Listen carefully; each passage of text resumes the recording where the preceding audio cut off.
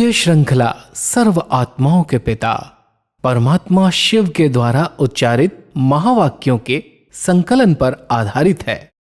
Om Shanti. Godlywood studio द्वारा प्रस्तुत अमूल्य रत्न में आप सभी का हार्दिक स्वागत है। संसार में हर एक व्यक्ति के जीवन में भिन्न भिन्न प्रकार की परिस्थितियां आती रहती हैं और वास्तविकता ये है कि सशक्त होने के बावजूद भी इंसान विभिन्न परिस्थितियों में स्वयं को सदा अचल, अडोल व एक रस नहीं रख पाता है। कहीं ना कहीं ये परिस्थितियां हमारे मन बुद्धि पर अपनी छाप छोड़ ही देती हैं। सदा एक रस स्थिति को कैसे बनाएं, आज हम ईश्वरीय महावाक्यों द्वारा गहराई से समझेंगे।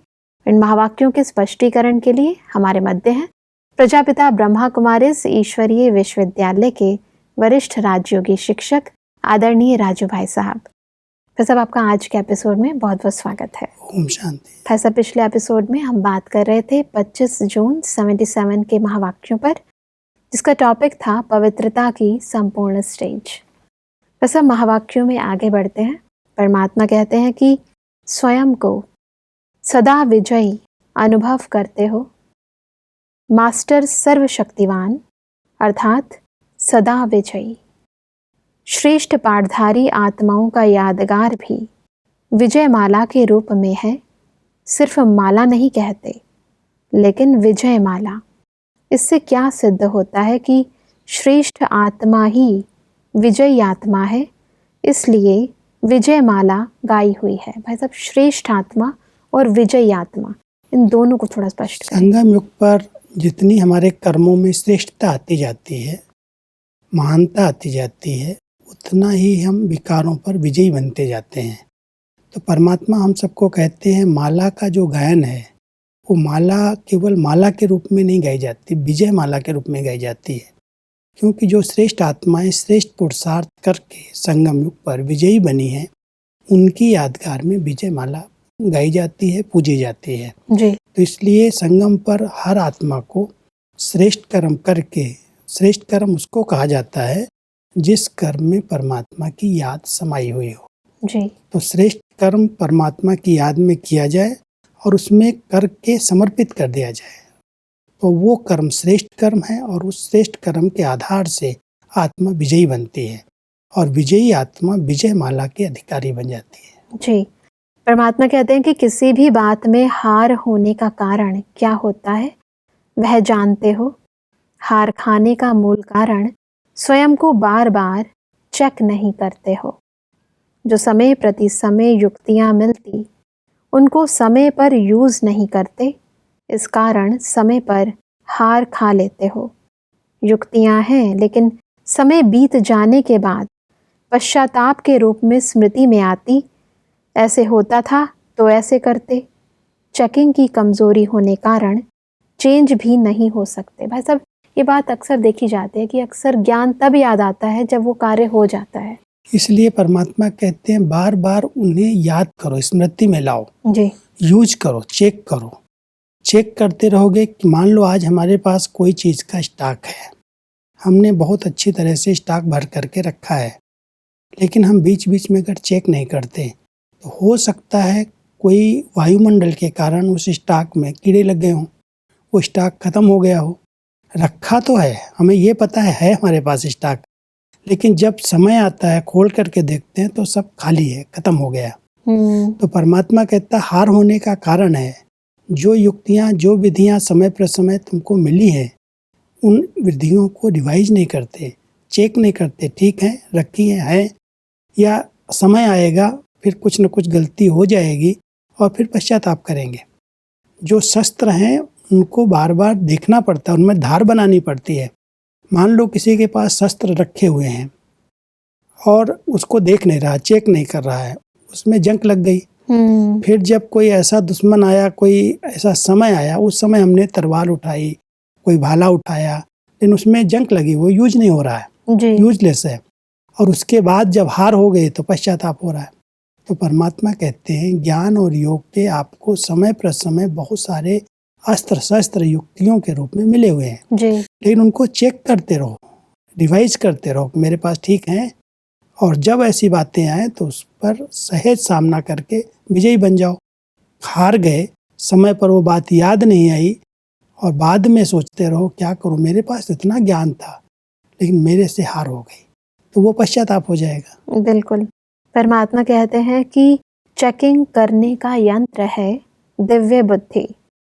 वैसे चेकिंग का तरीका चार्ट रखना तो है, लेकिन चार्ट भी दिव्य बुद्धि द्वारा ही ठीक रख सकेंगे। दिव्य बुद्धि नहीं तो रॉन्ग को भी राइट समझ लेते। अगर कोई यंत्र ठीक नहीं तो रिजल्ट उल्टी निकलेगी। दिव्य बुद्धि द्वारा चेकिंग करने से यथार्थ चेकिंग होती है, तो दिव्य बुद्धि द्वारा चेकिंग करो तो चेंज हो जाएंगे, हार के बदले जीत हो जाएगी। दिव्य बुद्धि जो परमात्मा कह रहे हैं, चेकिंग का एक बड़ा अच्छा तरीका यही है। नहीं तो हम चार्ट मान लो रख रहे हैं और बिल्कुल ऐसे चेक करते हैं 80% पास, 90% पास, टिक लगाते जाते हैं हाँ और ना की। लेकिन बुद्धि में दिव्यता नहीं है। दिव्यता के आधार से राइट और रॉन्ग की जजमेंट का पता चलता है। बुद्धि तो सबको परमात्मा ने दी है, लेकिन बुद्धि में अगर बहुत सारी बातों का मिक्स है, कोई इधर की बातें उधर की बातें बहुत चल रही हैं अंदर अंदर, तो दिव्यता नहीं रही, स्वच्छता नहीं रही। दिव्यता का अर्थ है स्वच्छ बुद्धि, पवित्र बुद्धि, जिसके अंदर कोई भी व्यर्थ बातें मिक्स न हो। ऐसी दिव्य बुद्धि बातें राइट और रॉन्ग को जज कर सकती हैं। तो परमात्मा कहते हैं चार्ट भी जो रखते हो कि मेरे से कितनी गलतियां होती हैं, कितना मैं विजयी होकर के रहता हूँ, उसके लिए भी दिव्य बुद्धि की जरूरत है। तो यथार्थ चेकिंग तभी होगी जब बुद्धि में स्वच्छता है, बिल्कुल। दिव्यता है। कई बार इंसान चार्ट रखता है, परंतु उसे जैसे कि चार्ट रखने के लिए रखा जा रहा है, केवल इसने नियम पालन कर लिया, जी परिवर्तन नहीं दिखाई देता। अगर परिवर्तन नहीं हो रहा तो चार्ट रखने का फायदा क्या। बिल्कुल। मान लो आज हमने चेक किया कि आज मेरी बुद्धि इधर उधर भटक के गई, चार्ट लिख लिया, मेरी 80% बाहर बुद्धि गई, और फिर दूसरे दिन भी हम लिखें 80% बाहर गई, तो माना हमने चार्ट रख के क्या किया, चेक किया कि 80% गई, हम कल 50% तक ले आएंगे, परसों 20% तक आ जाएगी।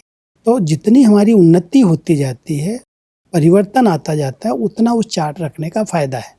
नहीं तो कहेंगे ठीक है सब ऐसे ही चल रहे हैं। अगर बुद्धि दिव्य नहीं है तो दूसरों को देखेंगे, कहेंगे वो भी ऐसे करता है, वो भी ऐसे करता है, उसका भी चार्ट ऐसे, मेरा भी ऐसे, तो वो अस्वच्छता मिक्स हो गई, वो राइट चेकिंग नहीं है। जी। परमात्मा कहते हैं कि सदा अपने को चलते फिरते लाइट के कार्ब के अंदर आकारी फरिश्ते के रूप में अनुभव करते हो। जैसे ब्रह्मा बाप अव्यक्त फरिश्ते के रूप में चारों ओर की सेवा के निमित्त बने हैं, ऐसे बाप समान स्वयं को भी लाइट स्वरूप आत्मा और लाइट के आकारी स्वरूप फरिश्ते स्वरूप में अनुभव करते हो। ये डबल अभ्यास है, क्योंकि बाप और दादा, जी। शिव बाबा निराकारी लाइट है, ज्योति बिंदु स्वरूप है, और ब्रह्मा बाबा आकारी स्वरूप में लाइट है। तो ब्रह्मा बाबा और शिव बाबा दोनों हमारे टीचर हैं, दोनों हमको पढ़ा रहे हैं, बाप दादा हम कहते हैं। तो बाप दादा अपने बच्चों को अपने समान बनाने चाहते हैं कि बच्चे साकार सृष्टि में रहते हुए भी ब्रह्मा बाप को फॉलो करो, कर्म करो, चलते फिरते स्मृति रहे कि मैं एक निराकार आत्मा हूँ, और कर्म में आते हुए भान रहे कि मैं आकारी फरिश्ता हूँ। तो जब कर्म करेंगे तो कर्म बंधन नहीं बनेगा। जी। डबल लाइट स्वरूप में आप स्थित होकर के बुद्धि योग से पूरे विश्व की सेवा कर सकते हैं। अगर कहीं फंस गए साकारी दुनिया के अंदर, देह के अंदर, संबंधों के अंदर, किसी कार्य व्यवहार के अंदर, तो आप परमात्मा की तरह, बाप दादा की तरह विश्व सेवा के निमित्त नहीं बन सकते हो। जी। परमात्मा अपने बच्चों को ये बहुत श्रेष्ठ मत देते हैं कि अपने आत्मिक स्वरूप में स्थित रह करके एक लाइट का कार्ब इमर्ज करो, कि मेरे चारों ओर एक बहुत शुद्ध संकल्पों का पवित्र ओरा आभा मंडल है, और मैं उस आभा मंडल के अंदर एक पवित्र लाइट आत्मा हूँ। तो एक निराकार रूप में लाइट और दूसरा आकारी रूप में लाइट। जब इस स्वरूप की स्मृति हमें बनी रहेगी तो कोई भी चीज हमें आकर्षित नहीं करेगी, सबके बीच में रहते भी हम न्यारे और प्यारे रह सकेंगे। जी। परमात्मा कहते हैं कि स्नेह का सबूत है समान बनना। जिससे स्नेह होता है तो जैसे वह बोलेगा वैसे ही बोलेंगे। स्नेह अर्थात संस्कार मिलाना। और संस्कार मिलन के आधार पर स्नेह भी होता। संस्कार नहीं मिलता तो कितना भी स्नेही बनाने की कोशिश करो, नहीं बनेगा।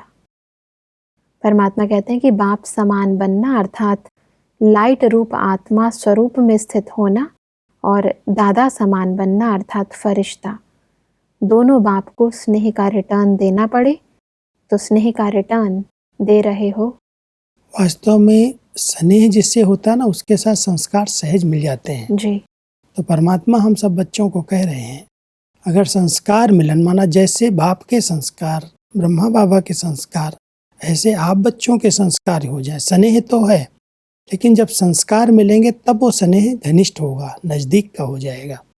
तो जैसे बाप और दादा दोनों ही लाइट स्वरूप में इस समय स्थित हैं, बिल्कुल। ऐसे ही उन संस्कारों को अपने जीवन में धारण करो।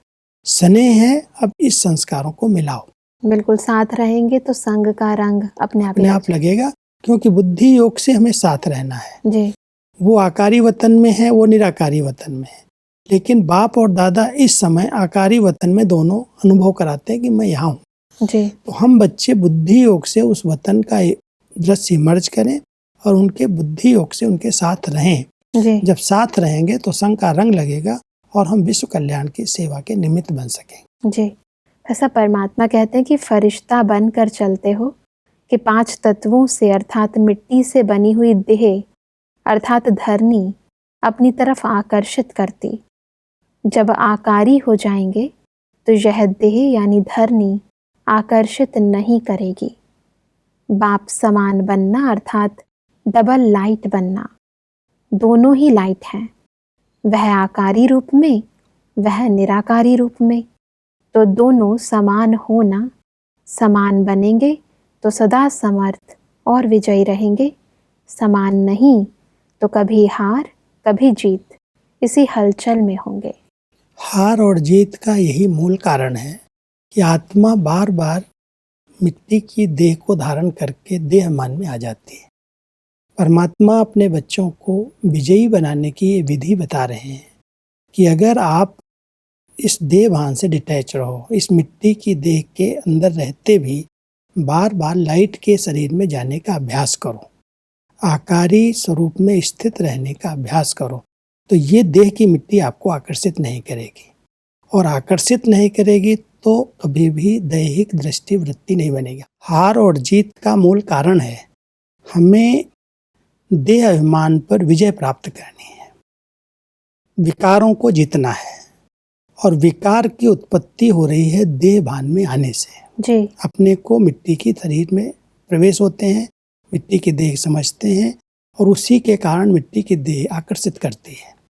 अब परमात्मा हम सबको कह रहे हैं, जितना तुम बच्चे आकारी शरीर में, निराकार आकारी स्वरूप में, डबल लाइट स्वरूप में स्थित रहोगे, उतना इस देह की मिट्टी से आप न्यारे रहोगे। और न्यारे रहोगे तो कभी हार नहीं होगी, सदा विजयी हो जाओगे। बिल्कुल, धरती की आकर्षण से ऊपर रहेंगे तो धरती की हलचल जो है हमें प्रभावित नहीं करेगी और कोई विकारों के अधीन नहीं हो। बिल्कुल। परमात्मा कहते हैं कि अचल बनने का साधन है समान बनना। चलते फिरते सदैव अपने को निराकारी आत्मा या कर्म करते अव्यक्त फरिश्ता समझो तो सदा ऊपर रहेंगे, उड़ते रहेंगे खुशी में। फरिश्ते सदैव उड़ते हुए दिखाते हैं। फरिश्ते का चित्र भी पहाड़ी के ऊपर दिखाएंगे। फरिश्ता अर्थात ऊंची स्टेज पर रहने वाला। वैसे फरिश्तों के पाँव नहीं दिखाई देते हैं। जी। कान भी नहीं होते, पाँव भी नहीं दिखाते हैं, जी। सिर्फ शकल दिखाई देती है। तो परमात्मा कहता है पहाड़ी पर दिखाते हैं, ऊंचाई पर दिखाते हैं फरिश्तों को। ये आपकी ऊंची स्थिति की निशानी है। और कहीं भी देह रूपी धरती उसको आकर्षित नहीं करती, इसलिए देह के पाँव ऊपर है। तो परमात्मा अपने बच्चों को अपने समान डबल लाइट बनाना चाहते हैं, एक ब्रह्मा बाबा के समान, एक शिव बाबा के समान। जी। जब हम उस समानता की स्टेज पर पहुंचेंगे तो कहीं पर भी बुद्धि के पांव अटकेंगे नहीं, कहीं भी देह अभिमान खींचेगा नहीं। परमात्मा कहते हैं कि कुछ भी इस देह की दुनिया में होता रहे, लेकिन फरिश्ता ऊपर से साक्षी हो, सब पाठ देखता रहे और सकाश देता रहे। सकाश भी देना है क्योंकि कल्याण के प्रति निमित्त है। साक्षी हो देखते सकाश अर्थात सहयोग देना है। सीट से उतरकर सकाश नहीं दी जाती। सकाश देना ही निभाना है। निभाना अर्थात कल्याण की सकाश देना, लेकिन ऊंची स्टेज पर स्थित होकर देना, इसका विशेष अटेंशन हो। कई बार हम लोग समझते हैं साक्षी माना किनारा कर लेना। जी। परमात्मा कहते हैं साक्षी माना किनारा करना नहीं। आप सबके साथ रहो, सब कार्य करो, लेकिन सहयोग दो, सकाश दो। तो फरिश्ता बन करके अगर सकाश देंगे तो कहीं पर भी कोई बंधन आपको अपने बंधन में बांधेगा नहीं। जी। इसलिए परमात्मा कहता साक्षी रहो, और जिन आत्माओं को जिस बात के सहयोग की जरूरत है वो सहयोग भी दो, और नहीं सहयोग दे सकते हो तो सूक्ष्म सकाश दो, जिससे वो आत्मा सहज परिवर्तन हो जाए। जी। तो ऐसा अभ्यास जो हम सब के बीच में रहते हुए साक्षी भी रहें, और साथ साथ जिस आत्मा को जिस चीज़ की आवश्यकता है उसको हम सहयोग भी दें, और सूक्ष्म भावनाओं से शुभ संकल्प का सहयोग दे करके सकाश भी दें। जी।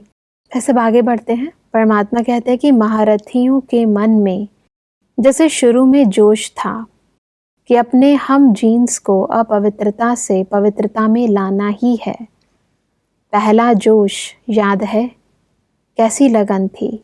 सबको छुड़ाने की भी लगन थी, शक्ति भरने की भी लगन थी।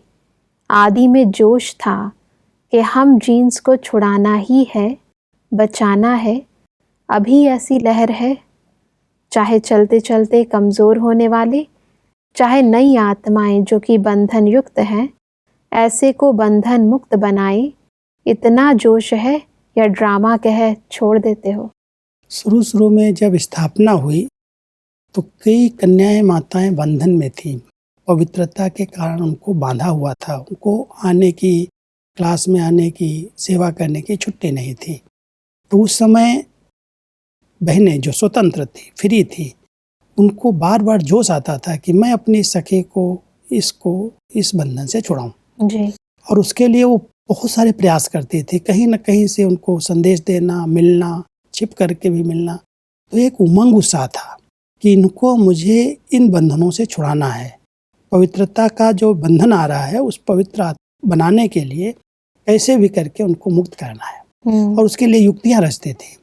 तो परमात्मा कहते वर्तमान समय, उस समय तो ये लहर थी और उसके कारण स्थापना हुई, बहुत सी आत्माओं को बंधनों से मुक्त किया।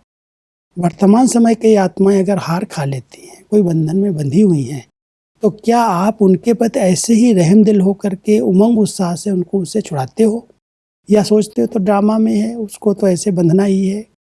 तो कई लोग ड्रामा कह करके उस बात को छोड़ देते हैं।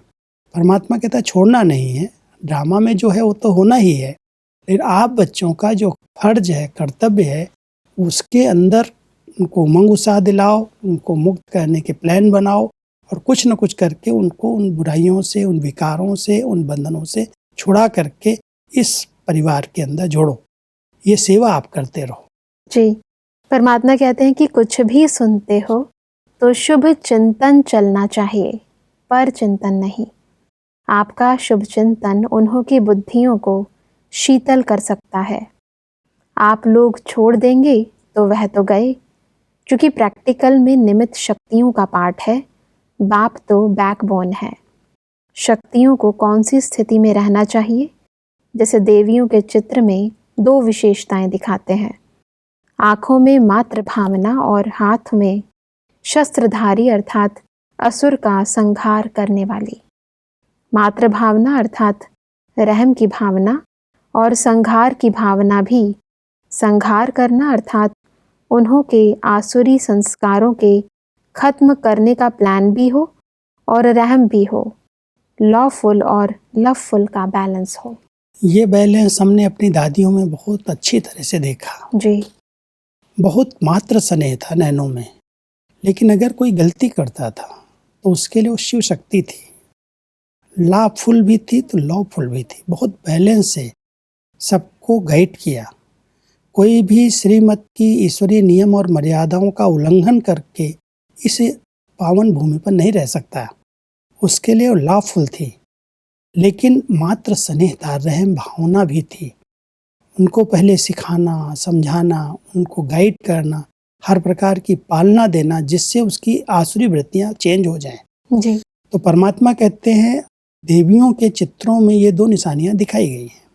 एक तरफ उनके नयनों में बहुत स्नेह है, मात्र स्नेह है, और दूसरी तरफ शस्त्र हैं।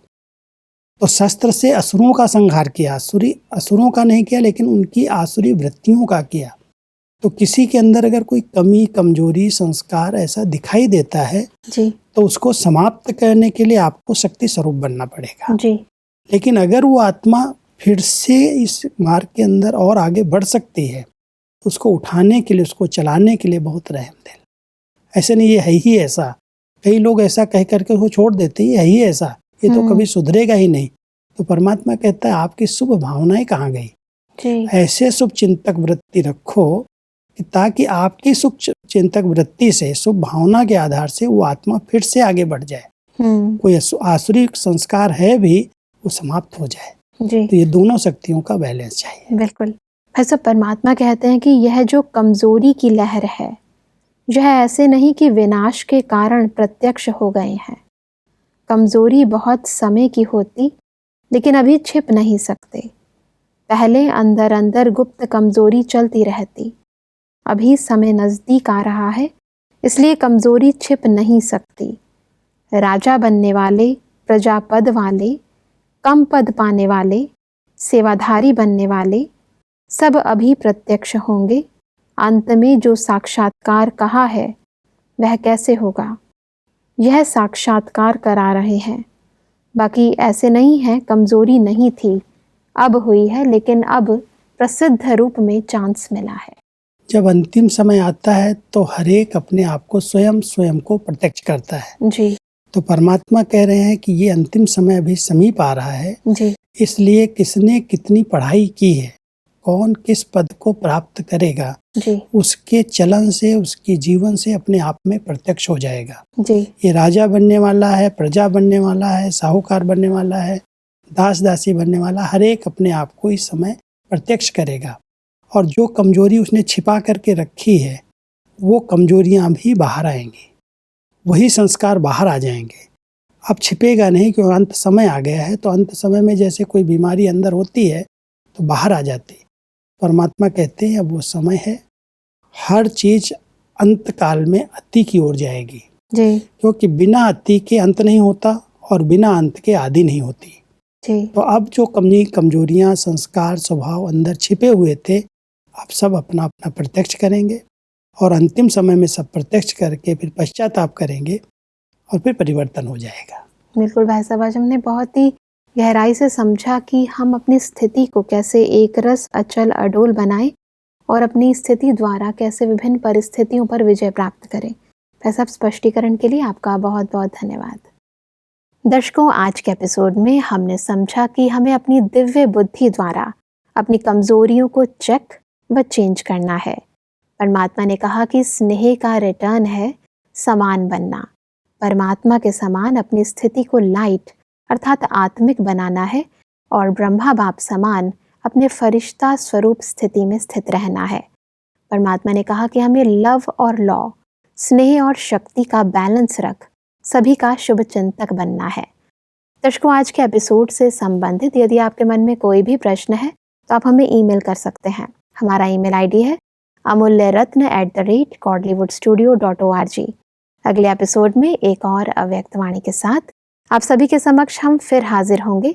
तब तक के लिए लेते हैं इजाजत। ओम शांति। मुख्य सार, बाप समान बनना अर्थात लाइट रूप आत्मा स्वरूप में स्थित होना और दादा समान बनना अर्थात फरिश्ता। महारथियों की लहर कैसी होनी चाहिए? कुछ भी सुनते हो तो शुभ चिंतन चलना चाहिए, पर चिंतन नहीं। शक्तियों को कौन सी स्थिति में रहना चाहिए? रहम की भावना भी हो और आसुरी संस्कारों को संहार करने का प्लान भी हो।